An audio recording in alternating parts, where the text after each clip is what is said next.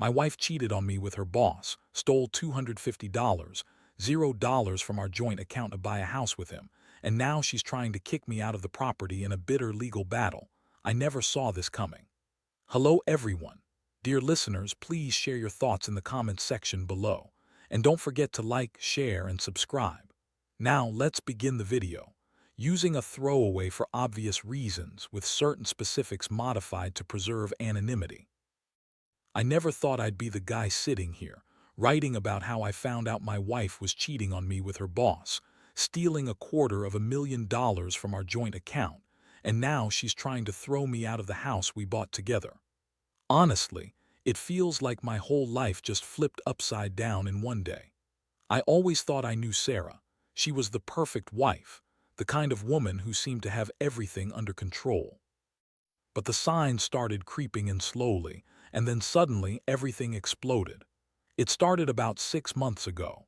Sarah had been acting a little distant, snapping at me over small things, and she was working late more often than usual. I didn't think much of it at first, maybe a new project or just stress at her job. She's a marketing executive, always busy, always on her phone. But then I noticed her phone was more secretive. She'd hide it when I entered the room, change her to something innocuous if I looked over her shoulder, and she'd get defensive if I asked about her late nights. Still, I told myself she was just busy, maybe stressed, maybe just tired. I didn't want to believe she was cheating. One night I decided to check her phone when she was in the shower. I know trust and all that, but I had this gnawing feeling that something was wrong.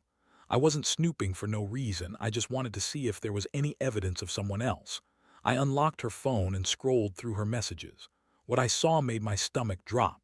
There were dozens of texts from her boss, Jason, talking about meetings, plans, and sex, explicit messages. They'd been hooking up for months. I saw pictures of them together, half naked in hotel rooms in her bed. It was worse than I imagined. They were having an affair right under my nose. It hit me like a ton of bricks. I stared at the screen, trying to process what I was seeing. My wife, the woman I loved, was cheating on me with her boss, someone I used to think of as a professional acquaintance. And the worst part, I found out she stole $250, $0 from our joint account to buy a house with Jason. That's not just cheating, that's theft, betrayal, and a complete destruction of everything we built together. I couldn't breathe for a second. My mind was racing, trying to make sense of how she could do this, how she could lie so easily. I felt sick, angry, devastated, all at once. The next day I confronted her. I told her I knew everything. Her face twisted into this bitchy smirk like she thought she was untouchable. She lied right to my face, said I was paranoid, that I was imagining things, that she loved me, and this was all some stupid misunderstanding. She told me Jason was just a friend, that she never cheated on me, that I was overreacting because I was insecure. But I had the evidence in my hand. I showed her the messages, the bank statements, everything. Still, she kept denying it, calling me crazy, saying I was making up stories, that I was jealous and insecure. That's when I realized how much she's been lying, how much she's been gaslighting me. The emotional impact hit me like a freight train. I felt this deep, burning pain in my chest. How could she do this? How could she betray me not just emotionally but financially? I worked hard for that money, for our house, our life together, and she just took it all with her boss without a second thought. I was furious, yes, but also heartbroken. I kept asking myself what I did wrong, if I missed the signs, if I was blind. But deep down, I knew this wasn't about me. It was about her choices, her lies, her selfishness. The betrayal cut so deep that I questioned everything: my marriage, my trust, my self-worth. In the days that followed, I couldn't sleep. I stayed up late, going over everything, trying to piece together how I was so. She kept telling me she loved me, that it was just a mistake, that Jason was just a fling, but I knew better. I saw how she looked at him, how she lied so effortlessly. And the worst part, she was already planning to kick me out of the house, said I was unstable, that I was making her life difficult. She was trying to turn the tables on me, making me the bad guy. I felt helpless, betrayed, and furious at her for tearing apart everything we had. I didn't know what to do next, but I knew I couldn't stay silent. This was just the beginning of a long, painful road. After I found out everything, I knew I couldn't just sit back and pretend it was a bad dream. I had to act. The first thing I did was gather all the evidence I could find, screenshots of the messages, bank statements showing the $250, $0 withdrawal, emails from her boss Jason, everything. I wanted to be prepared for what was coming next because I could tell Sarah was already scheming. She kept telling me she loved me, that it was just a mistake, but her eyes told a different story. She was cold, calculating, and desperate too. Keep her secrets hidden. I stayed up all night going through all her stuff trying to figure out her next move. I knew she was planning to throw me out of the house. She kept saying I was unstable, that I was making her life difficult, that I was paranoid. But I wasn't paranoid, I was betrayed. She had lied to me for months, betrayed our marriage, stole our money, and now she was trying to push me out like I was the problem. I couldn't believe how manipulative she was being. It made me furious just thinking about how she was spinning this story to make herself look innocent. The next morning, I decided I had to confront her again, but this time with a plan. I needed to get her to admit everything, or at least show her I wasn't going to be pushed around. I called her into the living room and laid out the evidence on the table. Her face froze when she saw the bank statements, the messages, the emails. Her eyes widened, and for a moment she looked genuinely caught off guard. Then she started to spin her lies, saying she was stressed, that Jason was just a friend, that the money was a business investment she was planning to use to buy a house for us. I couldn't believe her audacity. I pressed her harder. I told her I knew she'd been having sex with Jason, that I saw the pictures, the texts. Her face contorted again, this time into a sneer. "You're crazy," she spat. "You don't know what you're talking about. I was just having a good time. You're so insecure, that's your problem." She kept insisting she loved me, but her words felt hollow. I could see the guilt behind her eyes, but she refused to accept any responsibility. Instead, she doubled down on her lies, trying to paint herself as the victim. That's when I realized she was willing to lie her way out of this, no matter what. Emotionally, I was a mess. I felt betrayed, humiliated, and furious all at once. How could she do this to me? How could she betray us like this? I had trusted her for years. We had built a life together, our house, our savings, our plans for the future. And she just took everything and threw it away. The worst part, she was trying to kick me out now, claiming I was unstable and that I was making her life hell. She told me I was crazy for suspecting her, that I was ruining everything. But I knew the truth. I had the evidence, and I wasn't going to let her manipulate me anymore. Over the next few days, I felt a mixture of shock and rage. I kept replaying everything in my head, trying to understand how I missed the signs. Maybe I was blind, maybe I was stupid for trusting her so blindly. But I also knew I couldn't let her get away with it. I had to protect myself, protect what was mine.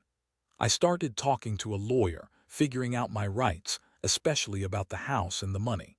I knew she wanted to push me out, but I wasn't going to let her take everything without a fight. The house was in both our names, but she was claiming she bought it with her own money, that she deserved to keep it. That's when I realized this was about to turn into a legal battle, and I had to be ready. Honestly, I felt drained. The betrayal cut so deep that I didn't know how to move forward. I wanted to confront her again, to get her to admit what she did, but I also knew I had to be smart. I couldn't just burst out in anger every time. I had to think, plan, and protect myself. But inside, I was burning, furious at her, hurt by her lies, and scared about what the future would hold. I never thought I'd be in this position, fighting to hold on to my own marriage, my home, and my dignity. It's a nightmare I wish I could wake up from, but I know I have no choice but to keep fighting. The days that followed were a blur of lawyers, police reports, and endless discussions with friends and family. I couldn't believe how quickly everything spiraled out of control.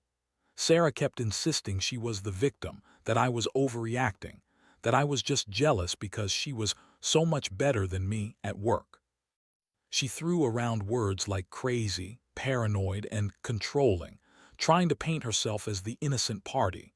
But I knew better. I had the evidence, and I wasn't about to let her rewrite history. One afternoon, she sat me down in the living room, her arms crossed, her face set in that bitchy smirk she always used when she thought she was winning. She told me she was planning to take everything, Our house, the savings, everything we had. She said she deserved it because she worked hard, and I was just some guy who couldn't keep up. I looked at her, feeling a mix of disgust and sadness. It was like I was talking to a stranger, someone who had become so selfish, so manipulative, she'd sell out her own marriage for a quick fling and a house with her boss. I told her I wasn't going to let her do this, that I was going to fight for what's mine, for what we built together. She rolled her eyes and said I was just bitter, that I should get over it. That's when I decided to do something I never thought I'd have to: hire a private investigator. I needed proof beyond what I already had, just in case she tried to deny everything in court. I wanted hard evidence that she was cheating, stealing, and planning to walk away with my life savings. The investigator found her spending time with Jason more than I'd guessed. They'd been seen going into hotels together, having dinner on the sly, and even meeting up in places I never knew about. I felt this cold rage building inside me.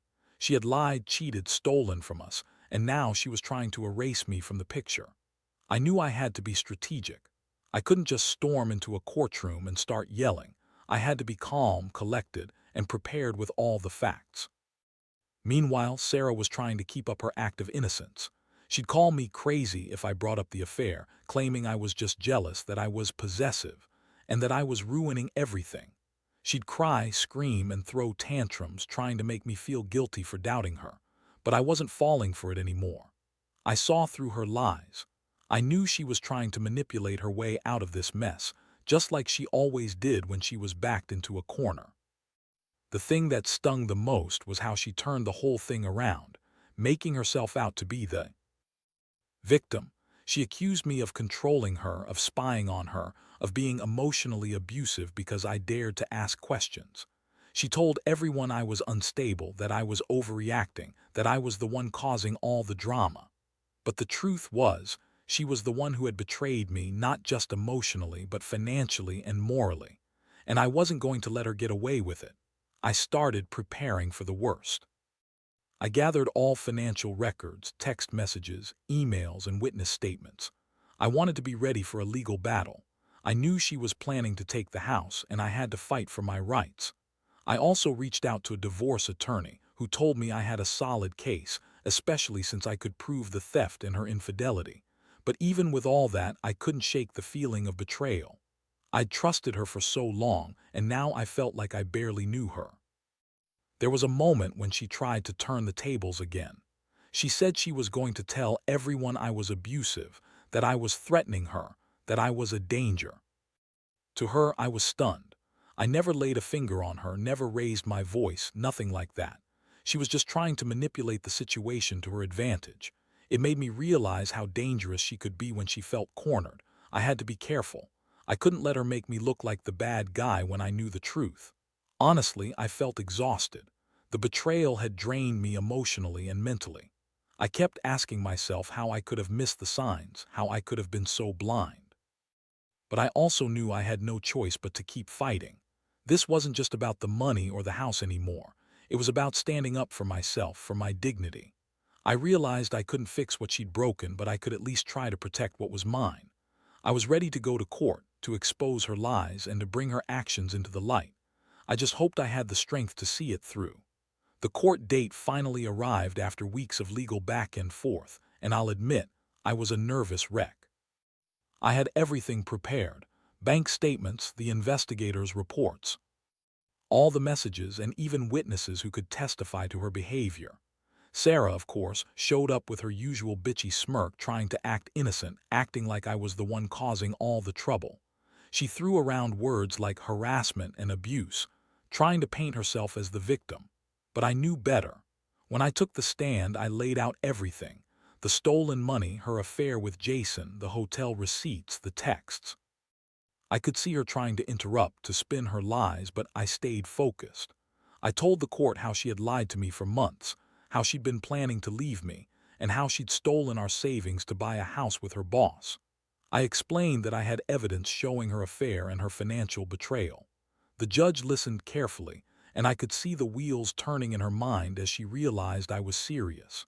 Sarah tried to deny everything, claiming I was just jealous and paranoid. She said she loved me, that she'd never cheat or steal. But I pulled out the proof, screenshots, bank records, witness statements. Her face went pale when she saw the evidence, and she started to stammer. I saw her eyes flicker with panic. That's when I knew I was finally getting through to the court. They could see what I'd been saying all along. She was lying, manipulative, and dishonest. The most shocking moment came when the judge asked her directly about the $250, $0 she took from our account. She hesitated for a moment, then tried to justify it as an investment, a way to secure our future. But the judge wasn't buying it. I could see her trying to maintain her composure, but her voice cracked. She was caught red-handed. When the judge asked her if she had any remorse, she just looked away and refused to answer. The courtroom was tense. Everyone was watching her, waiting for her to crack under the weight of the evidence. I felt a strange mixture of relief and anger. Relief because I knew I'd done everything I could to expose her lies, and anger because I was still furious at the betrayal. When the verdict finally came, it was in my favor. The judge ordered her to return the stolen money, and she was sole ownership of the house. The court recognized that her actions, both the affair and the theft, had severely damaged our marriage and her credibility.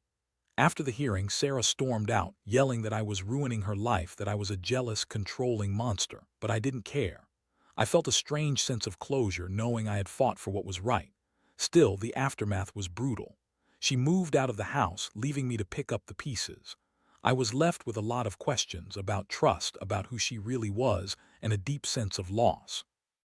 I'd lost my wife, my marriage, and my sense of security all at once.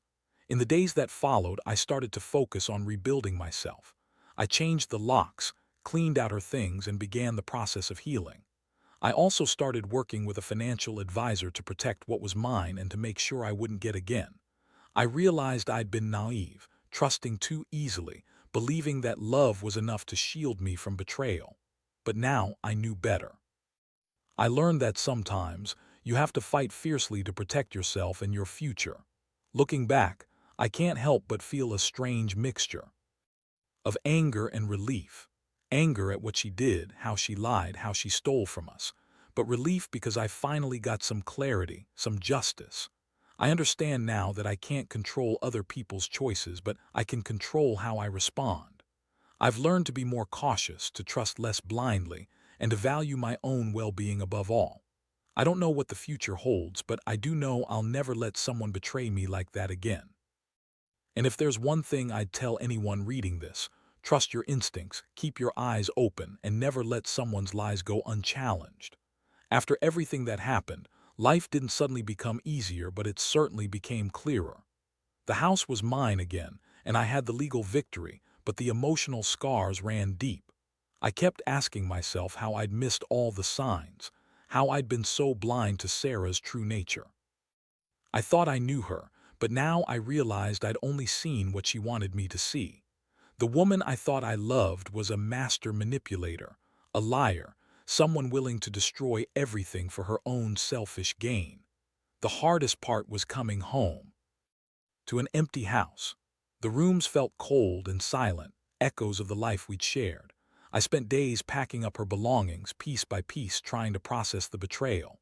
I found her jewelry, her clothes, her pictures of us, each one a reminder of how much I'd trusted her, how much I'd loved her. I wondered if she ever truly loved me or if I was just a pawn in her game. It was painful to realize I'd been nothing more than a chapter in her story, easily discarded once she found someone new. In the midst of all this, I started seeing a counselor. I needed help processing the betrayal, the anger, and the overwhelming sense of loss. Talking to someone impartial helped me understand that my feelings were valid, that I wasn't weak or crazy for feeling hurt. My counselor kept telling me that I deserved better, that I shouldn't let her actions define me. Slowly, I began to rebuild my confidence piece by piece. I focused on my work, my friends, and rediscovering the things I loved before all this mess happened. Financially, I had to make tough decisions. I worked with my lawyer to secure my assets and ensure that Sarah couldn't come back and claim any part of the house or our savings. I also started to get my finances in order, making sure I wouldn't be again.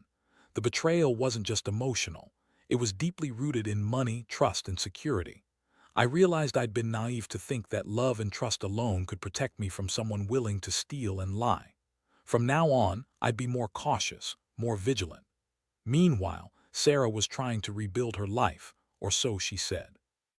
I heard from mutual friends that she was already seeing someone new, pretending everything was fine, but I knew better.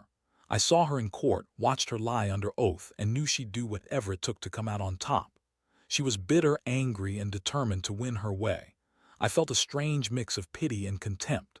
She had lost her integrity, her marriage, and probably her dignity, all for a fleeting affair and some quick cash. I didn't reach out to her after the court case. I knew it wouldn't do any good. I had to focus on myself and moving forward.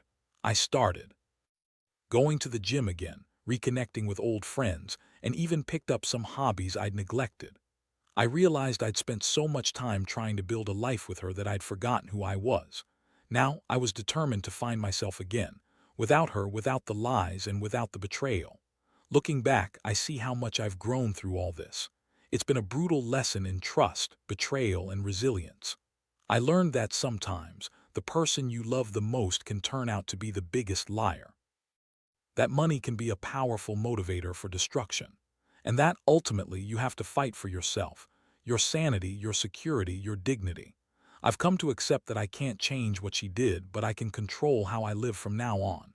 And I intend to live better, wiser, and stronger than I ever did before. If I could give anyone advice based on this experience, it's this: always trust your instincts. Never ignore the small signs of trouble. And if someone shows you they're capable of betrayal, don't wait too long to defend yourself. Because once the trust is broken, it's almost impossible to fix. And sometimes, the only way to truly find peace is to walk away and rebuild from the ground up. That's what I'm doing now, and I know I'll be okay. Now, sitting here months after everything fell apart, I realize how much I've learned the hard way. I used to think love could conquer all trust, respect, honesty. But betrayal changes that. It shatters your world, leaves you wondering if you ever knew the person you loved.